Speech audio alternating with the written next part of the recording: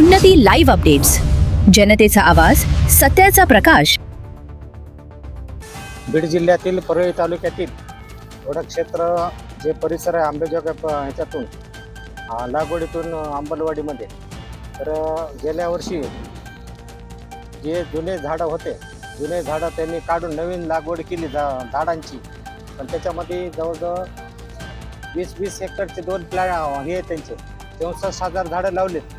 पण त्याच्यामध्ये आज बी एक बी झाड जिवंत नाही आहे. पण जे जुने झाडं काढून नवीन झाडं त्यांनी लावलेत, त्यांनी जे जुने झाडं तोडलेले त्यांची परमिशन कुणाची घेतलेली नाही. आणि जे मजुरांनी कामं करायचे ते झाडं म्हणजे नवीन जुने झाडं काढले काढले दुसरे जे नवीन लावले तर त्याच्यामध्ये त्यांनी झाडं खड्डे खोदून लावायला पाहिजे होते. पण त्यांनी तसं न करता अधिकाऱ्यांनी JCPने असं हे करून घेतलं पर्याने आणि ते झाडं लावलेत. काही ठिकाणी लावलेत, काही ठिकाणी नाहीत. आज बी त्या परिसरात गेल्यानंतर तुम्हाला बऱ्याच ठिकाणी झाडं लावलेले दिसत नाहीत. जे लावले तर ते आलेले नाहीत. म्हणजे 64,000 झाडं लावले, त्यापैकी झाडं एक पण आलेलं नाही. किती एकरमध्ये त्यांचे 40 हेक्टर 20 हेक्टरचं 2 प्लॅन्ट आहेत. 2 म्हणजे 40 हेक्टरचा पूर्ण प्लॅन्ट आहे. त्याच्यामध्ये त्यांनी लावले 64,000 झाडं.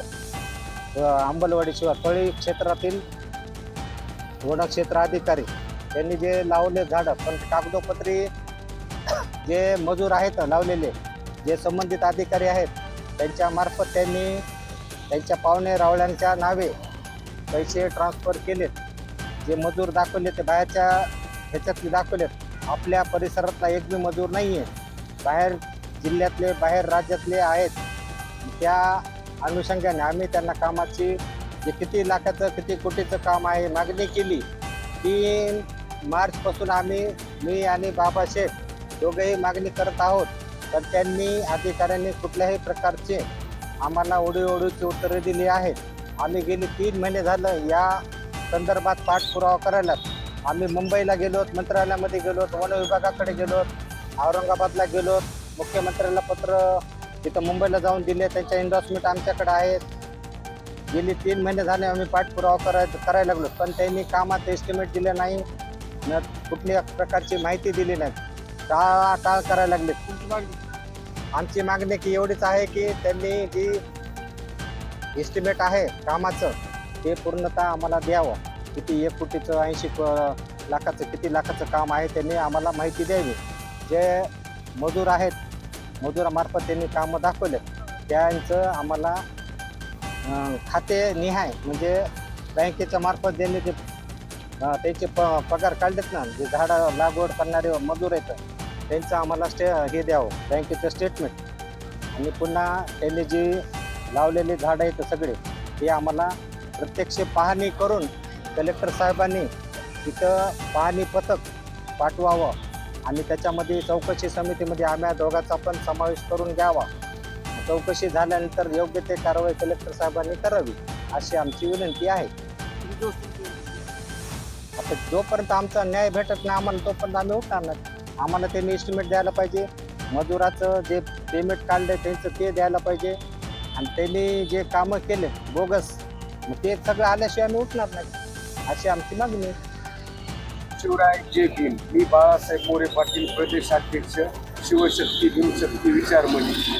वास्तविक पाहता गेल्या 10 वर्षात वन विभागाने जिल्हाभरामध्ये कोट्यवधी झाडांची लागवड केल्याचं कागदपत्र दाखवलेलं आहे. मात्र प्रत्यक्षात या ठिकाणी अनेक 2-3% झाडं सुद्धा त्या ठिकाणी जिवंत नाहीत. ती दुर्दैवी गोष्ट आहे. आणि आंबिलवाडी परळी तालुका जिल्हा बीड येथील हे सुजाण नागरिक पत्रकार बांधव आणि एकंदरीत मला यांचा अभिमान वाटतो की या ठिकाणी ते परळीहून येऊन उपोषणाला बसले आहेत. आणि या जे वन विभागाच्या गलतान कारभाराबद्दल त्यांनी जो आवाज उठवलेला आहे. वन विभाग हा वास्तविक पाहता बीड जिल्हा हा राज्यामध्ये सगळ्यात कमी वृक्ष लागवडीचा जिल्हा म्हणून ओळखला जातो.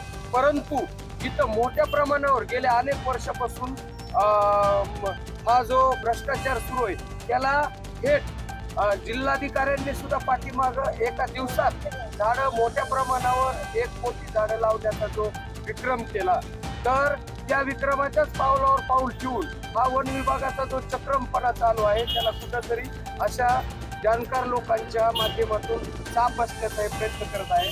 माझा या उपोषणाला आणि या नेक कामाला जाहीर पाठिंबा आहे. जर शासनाने याची दखल नाही घेतली तर परवा आम्ही जिल्हाधिकारी कार्यालयासमोर त्यांना पाठिंबा व्यक्त करण्यासाठी जागृत नागरिक आणि सर्व पक्ष संघटना विविध क्षेत्रातील सामाजिक कार्यकर्त्यांच्या मार्फत या ठिकाणी रास्ता रोको आंदोलन करून त्यांना पाठिंबा या ठिकाणी देऊ हे या ठिकाणी सांगतो. जय हिंद, जय महाराष्ट्र.